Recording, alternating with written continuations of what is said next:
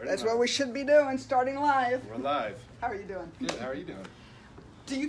Does anybody on Facebook know this fellow? No, nobody knows me. So you are? I am Justin West. We're going to center you out more, Justin. Oh no. Yeah, there you go. There I am. Hello. Yeah, I don't want you to be in some little corner of the camera. That's okay.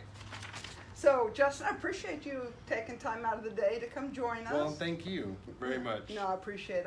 I appreciate it, I really do, because I always feel like, I personally feel like it's such a privilege to be able to vote and share what you think and opinion and all that kind of stuff, and vote for the things that you believe in. Yeah. That I see Greg is on there. Do you know Greg Rickline? I do. Hello, Greg. Welcome. But anyway, I think that's so important. But along with that, I think it's important that you get educated. So I'm not saying I'm for or against you. Oh. Okay. But certainly I like you as a fellow. And I Well, don't mean you. that in a bad way. But I think if you're going to vote, I think voting, number one, is something you should definitely do. But I also think that being educated and knowing your candidates and getting informed is important. Would you agree? I agree completely. So you are running for? I'm running for constable in Galveston County Precinct 4, which is everything from 270 to the west side of the county, including Friendswood and Galveston County. Okay. So you have both, everything in Galveston County, nothing in Harris. Right. And then I have a little piece of Dickinson in that as well. Okay. Very good. On the So west you've side. got Or east side, excuse me. League City, League City, Friendswood. Friendswood, and Dickinson. Right. Portions of Friendswood, Mm-hmm. portions of Dickinson, And a portion of League City, and portions of League City. So not even all of League City. Oh, from 270. which is right here. Where are we? Yeah, right Yeah, over here. right over here. Other side of Old Town. West. Yes, ma'am. Cool. So, I guess, tell us what a constable does. So in state of Because Texas, I bet you there's a lot of people on there, myself included. well, it depends on where you are in Texas, of course. Okay. But according to the Texas Constitution, a constable is designed to support the JP courts, so serve as court security for the JP courts, as well as serve the civil process that comes out of those courts. So, like, dumb it down a little bit more for simple. So when you say So- JP courts, that means, Justice of the peace. Right. And so we are police officers. We still do the normal police duties as our office will allow with time. But the Justice of the Peace courts are the tickets and the lawsuits, small lawsuits and evictions and writs and things like that come out of that court. So primarily civil process. Whereas there's other civil process that will come out of the county courts, the district court level. We're talking about the more local court. okay. So when you run from a position like that and you fulfill that position, what are you actually doing? So first off, supervising the department. So you're the department head over that division. So the number of deputies that will work for you will be doing that process. You'll be working with them to do that as well, ensuring that things are done according to what the law states. So you want to make sure that you don't have someone going out and just arbitrarily doing stuff because they felt like it. We don't give legal advice, of course. That's not what we do. Lawyers do that. So we follow the orders of the court at that point. Cool. So I guess give us some background. And I mean, I think it's because, I mean, I'm just speaking for myself, okay? Not anybody else, or I'm speaking for a friend. Like, I haven't always known exactly, and I'm still gray in some areas, exactly who does what and how that's run. So, you know, as we all get educated and stuff, I think it's important to have a little bit of an understanding of that. So I guess share a little bit about why League City, what brought you to League City, what your background is. I got a cheat sheet here. I'm going to see how many things like. I think you just covered like three Hey, or four of those at just once. off the Yes. top of my head. So background-wise, hey Eli, come here. Put your thing down. Come here. So, Absolutely. I brought with me. Like little kids are always great on camera, know. right? That This one- that was really brilliant of you. So he's smart. So this is Eli, and this is why League City. So, hey, look right here. Who is that? Who's that? Who's up there? So when you ask why League City, Are you going to be big and tall like your daddy? so yes, ma'am. So he's very good with people, unless he doesn't know who's. There we go. So hey, Obviously, Kayla's not listening to Hometown Stories right now. Miss We have Janice. to talk to Kayla about Miss Janice that. says hi. Can you wait for Miss Janice? Say hi. So anyway, I'll let you go back over there. That way you're not not gonna explode here. Thank you, Eli. So you asked why League City, and it was for the schools. So my wife and I got married where are we going? 10 years this year, 11 years. Wow. And we've moved our way north to League City to get in the school district. Now, there are actually improvements in every school district in the area, which is making this area really appealing. But when we made the decision to move, it wasn't that wasn't the case at that point. So we really love the city. Learning more in the last 2 years, we've learned so much about the history of League City. We've been able to go to the museums. Eli asked me twice a day, when are they going to show another movie at the Butler Museum? I mean, he loves that kind of stuff. Cool. So, and the history of the trees and the farms and everything. Lake so. City, I swear, to me, it's like the richest. Galveston's pretty rich too, but I don't know. I think Lake City has the richness of history, and at the same time, it just has great school districts, and I mean Lake City is just a great family community, right? Yes. Like when we were looking for a house, when we moved from Dickinson to League City, we looked at, I'm going to say 100 houses. I don't know. It was too many. And we would literally pull up to a house, and we would get out of the car, and our agent would say, this house just went under contract. So we took that long to find a house, and when we found this Well, house, it's because you weren't pulling the trigger fast enough.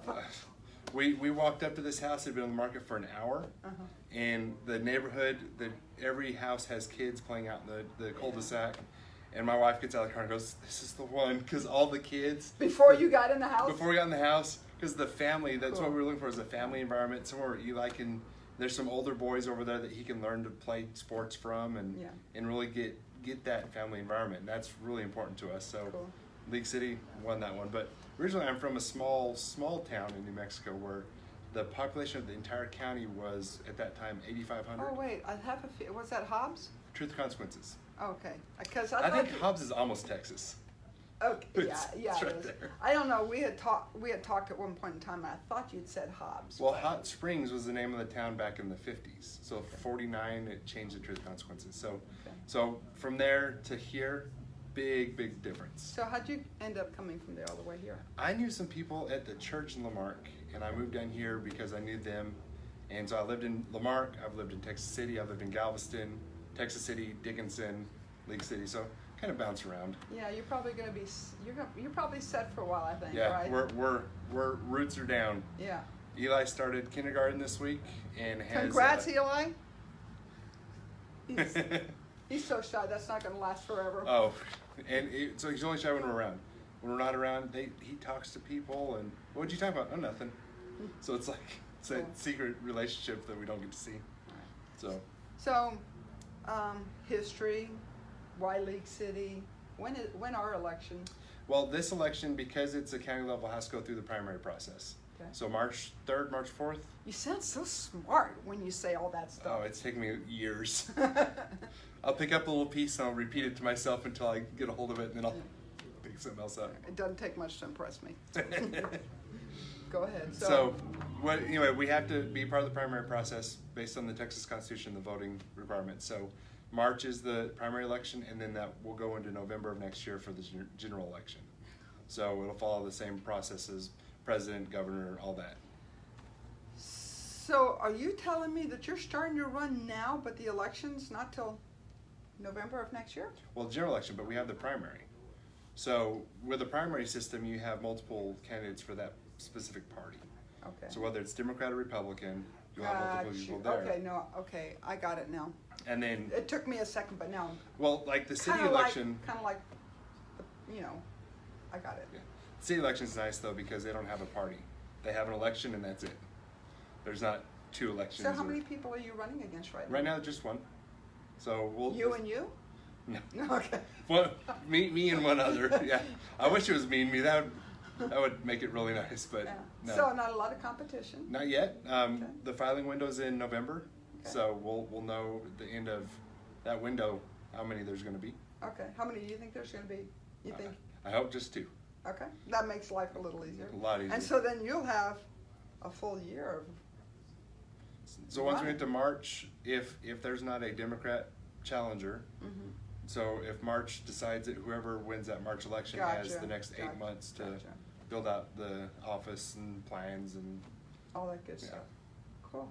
So, what got you interested in this? in politics, Yeah. I don't have any idea. Yeah. When I lived in Galveston, I had at that point I was like, I'm gonna run for something. I'll figure it out. Yeah. When I was a kid, I went to Santa Fe one time, which is the capital of New Mexico. And I love the big buildings and the architecture, and I thought, oh, I want to do this. No idea what it was about, but Right. so from this, I worked 6 years in the city police department, and then I moved to the consul's office with that kind of What city were you with? Tiki Island. Okay. So I was down there for 6 years, and then Precinct 1 is where I'm at now as lieutenant. But I went there because there's a lot more opportunity to learn that side of things, and that's really been, I think that might have helped inspire me, because that, of course, is the consul's office. There's an elected official there, and then I started working in different campaigns, just helping like knock on doors or stand at the polling place and pass out cards. Yeah. Just learning as much as I And could. there's a lot of work that goes into There is. to running. Mhm. A lot of work and probably some finances, right? Yes, ma'am. So you get sponsorship for this? A lot of it's out of pocket. Yeah. We do have people who've donated to the campaign, which thank you very, very much if you've supported us. It means so much in what we're doing. Right. So, as you're running, let's just say you get elected, what does that mean to you, and what do you think you can do? So what does that mean to me? That's not in my notes, I That's- don't think. I don't know, is it? I'm gonna look. You talk, Okay, so if I get elected, there's, in Galveston County, the consul's office do civil and court security. That's all they do right now. We do in Precinct 1 help the county out if they have multiple calls going, we can go help them on some of those calls. Over in Precinct 4, it's League City and Friendswood and Dickinson. We have some of the best police departments in the area. Oh, I agree with it. I agree with that completely. Well, and as a result, we don't have as much work to do in that aspect.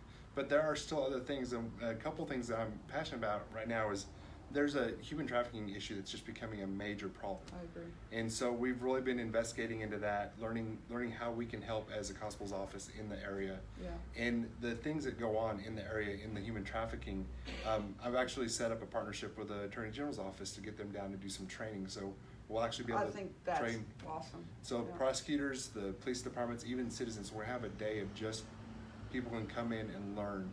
Yeah. What are the signs? How do you help people? Because I really do believe, I mean, we hear about it and you can watch on the news that it's becoming more and more prevalent, but I don't think us as a public really generally, I mean, it's like behind closed curtains, and I don't think most of us are really aware. Right. And a lot of the people who are involved in it, whether it's labor trafficking or sex trafficking, they don't know how to cry out. Or based on their culture, they will not cry out. Yeah. So it could be happening right in front of you, you never know. Right. So we really want to help with that. There are so many agencies that can work together. Great. So my biggest goal is to be coalition building. Mm-hmm. Getting between all the agencies in the area to be able to share the information, to be able to work together on that. Because right now, if we're siloed out, Yeah. it might happen here, but it's really related across lines. And even in Precinct 1, we actually had downtown Harris County Precinct 1 came down to arrest someone who was running some girls in Houston. Yeah. But that was here in Texas City, so we actually helped them a little bit with that. Well, I tell you, that to me is a huge thing. I think that's well, it's not just affecting community, it's affecting human beings. Yep. Right?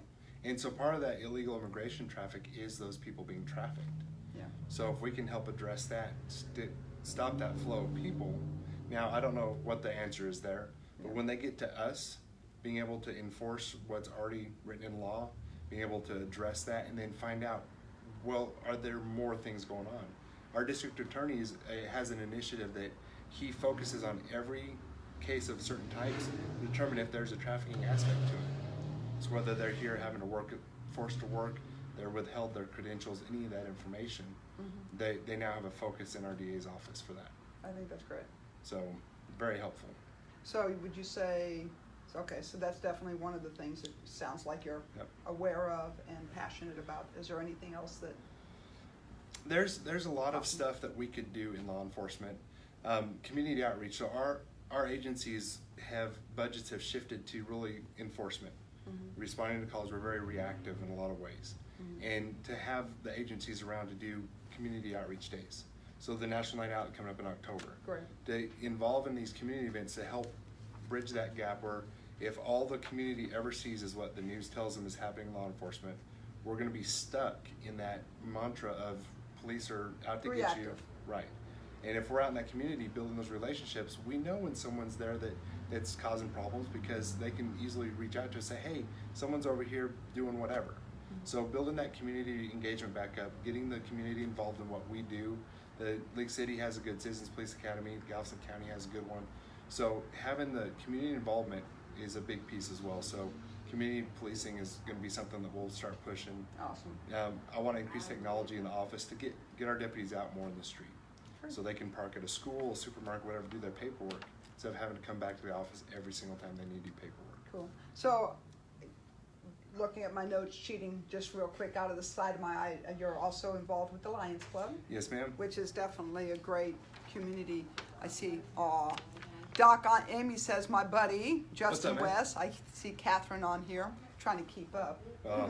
But I see you're also involved with the Lions Club, Yes, and ma'am. of course they do a lot of great things in the community. How long have you been with the Lions Club? I've been a member for a little over a year, so I came to a few meetings before that. I didn't even know it existed. Yeah.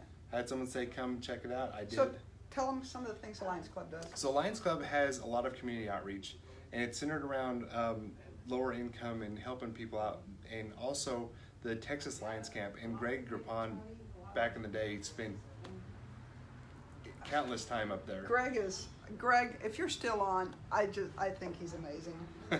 I love Greg. So, but the Lions Camp is a big deal, and the reason why the Lions Club really appealed to me is I've got someone in my family that has diabetes, and that's something that's a daily struggle to maintain that. And the Lions Camp has a camp just for those people, the kids that have diabetes. Helps them with pumps, helps them get the treatment that they need. But there's a camp where they can go with medical providers. So whether they're special needs of any type, there's a special week for the diabetes. But they get to do things that they couldn't do at another camp, because there's that risk of, what if we don't monitor something right? What if they get scared by a light, Don't even think about that. And Right. then the other thing they do a lot is in the schools is the vision screenings. And so we actually have a push now to, a lot of us are getting trained in the vision screenings to go into the schools for kids who can't read because they can't see. Right. And they don't know, they don't have the money to do it, whatever the case might be. But we can do a screening now that they can take to an eye doctor to have verified and get glasses. Well, and I mean, it's I don't want to say it's sad, but really there are those parents out there, they're just doing all they can just to get by. Right. And the children, I don't want to say they get neglected. They're not being neglected. It's No. just they're doing all they can to get by. Right. And it's, So- you either put food on the table or you go get an eye exam. Yeah. And if we can help with that part of it. Well, and I think too that if you're not even aware, I mean, if you're a child, you're not aware because you don't know what you don't know. And I think a lot of parents too Right. don't have the savvy or the education or the understanding to even be looking for things like Yeah, that, right? and unless you have like the funding you said, to go to a pediatrician who can see those signs, well, what are they reading? And that's one of the questions we had with Eli, is he reading these books yet? And we're like, yeah, he does all that. So we were able to rule that out right away, that he's able to see. And like right now, he's over there enjoying a sound-free movie. He's watching the old school Peter Pan with no sound. Yeah. And so he reads the subtitles on movies as best he can. It's pretty cool. Yeah. So Right. those kids that need that little push. Cool. And with the Eye Bank of Texas that we work with, and the ability to give glasses out that are refurbished, that will meet these needs. I mean, Lions Club is doing good, and there are other organizations, Rotary and some others, that really have their niche in what they do, and Lions Club has a good one. Yeah. So I believe in it. 100% agree with you. How can more people get involved? And that would be like in Lions Club, Rotary. Yep. So that's just a matter of Google Lions Club in League City. Lions right? Club in League City, if you want to come, Or, we meet at Red River Barbecue right now. oh, well, gosh. So I can't believe I haven't joined yet. So send me a message, and I'll invite you when we have our meetings, and we'll definitely have you join. And you can't, once again, we're going to keep you because we have a lot we want to do. Yeah. And then Awesome. Rotary, Google. I don't know who runs the Rotary. I think the one in Dickinson, I know they meet at the First United Methodist there. I don't know where the one League City meets. So I'm sure there's information out there. Facebook will have it for sure. Well, and I think there's a number of organizations out here in our cities for people to get involved in, and And I'm a firm believer of getting involved in your city as well. The easiest so. one is the library right here. Yeah. They need volunteers. They need people to read to the kids. So find somewhere to fit in. League City has a volunteer page on their website, I think, that lists volunteer opportunities. You're right. I've forgotten about that, but absolutely, you're right. Would the Lions Club and all that stuff be on that page too? I would think. I don't know. We'll have to go check it out. If not, We'll put in some remarks and hey let Greg, you know. if it's not there, Greg. That's right. Let's see.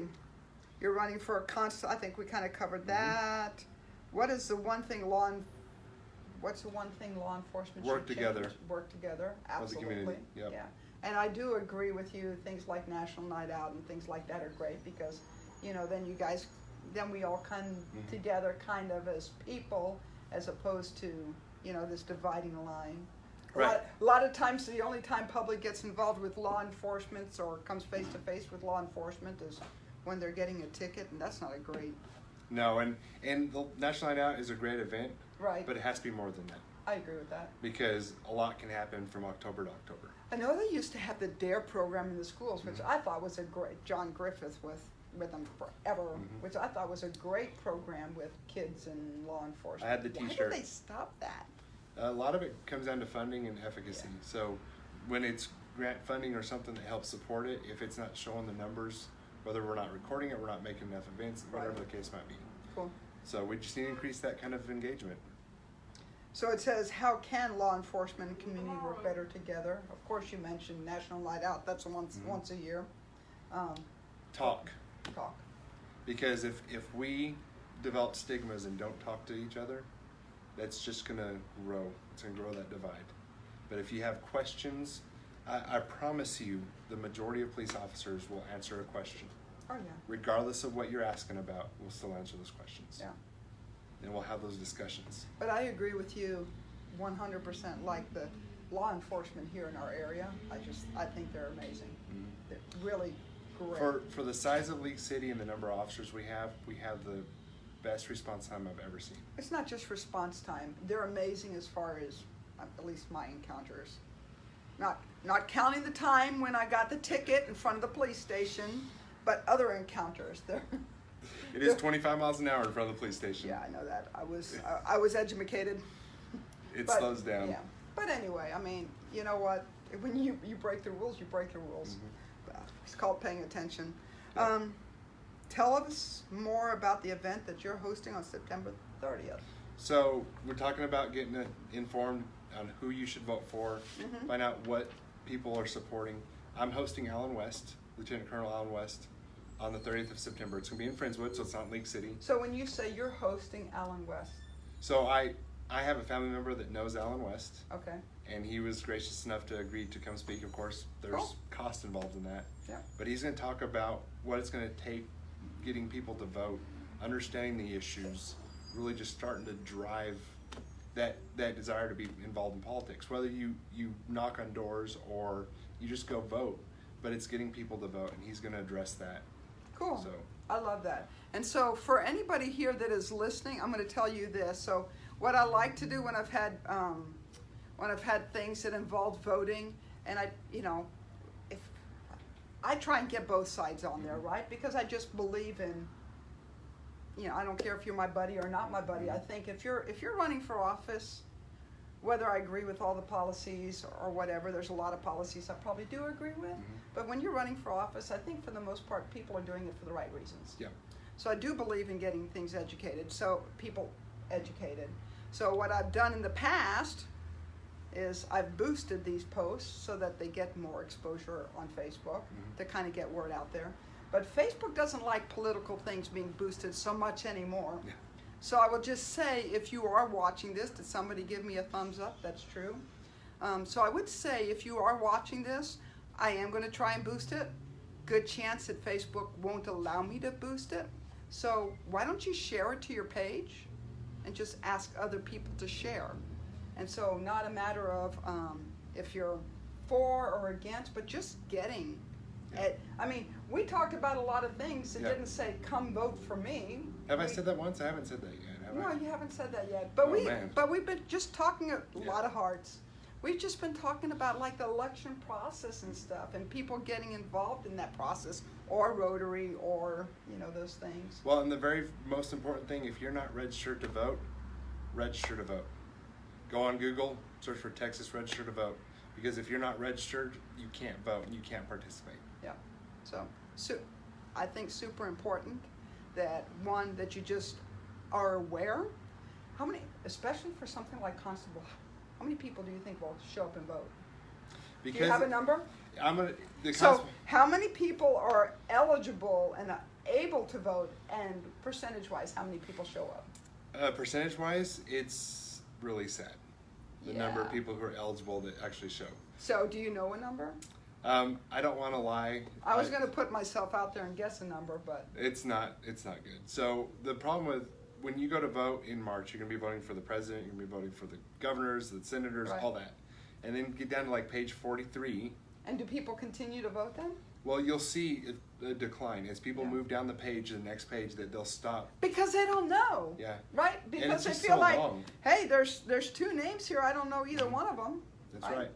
It's not knowing who you're voting for, and it's not wanting to get to the end. So you'll have 100 people on the first page and 20 people on the last page, because when they get to that length of it, they're just worn out. Yeah. So vote the whole thing. Yeah. Know who you're voting for. Get educated. Research. Just make this a video about getting yourself educated on voting. and learn, right? Yeah. Maybe that's what we need to do. Let's get the Secretary of State to do a video. I like that. That's It's gonna be- fantastic. Anyway, anything Thank else you. you would share? Are you going to ask him to vote for you? Let's let it get boosted. Okay. They can see who I am. If it gets boosted, we'll Yeah, see. and then go to my website and see who I am. Okay, so what's your website? And we'll try and write it in. I see Jamie Lynn, you're on there. Can you just make a comment for us? There's Tamara Spencer. Can you make a comment for us on Justin's website, which is? So let's just, the September 30th event is west4 and c.com. west4c.com. And that'll pull up the event page, which will link back to my. Okay. All my So other what are stuff. you going to do at the event? I'm just going to introduce them and Okay. let them get up and speak. Awesome. Cool. So it'll be good. All right. There'll probably be food. There's going to be food. Of course, there's gonna I be heard food. rumors that there's going to be a cash bar or open bar. I don't know. All right. Love it. There's a lot of work to make it happen before Yeah. then. All right, very good. If you guys have any questions on here, I'm sure Justin will be sharing the link. So if you do have any questions, write them out, question them on there, and you'll be responding to them. I'll be happy to I'm respond to anything. confident you'll be responding. Well, and I'm sure once it gets shared out, the questions will kind of get out. So if you do have a question, come back to either this one or just send me a message. yeah, and I will just say to you, share, of course, share it on your page, but ask your friends to share it too. So I will. let's get it out there.